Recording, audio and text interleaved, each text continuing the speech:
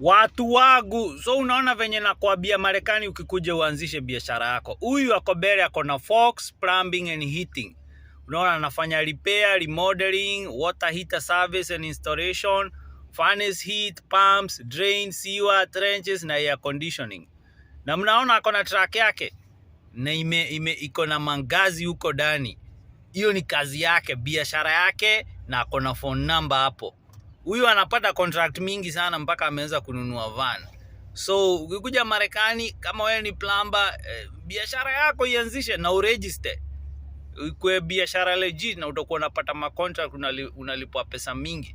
Na huyo ameweza, na huku unaweza pata hizo ma business loans kama credit yako iko poa.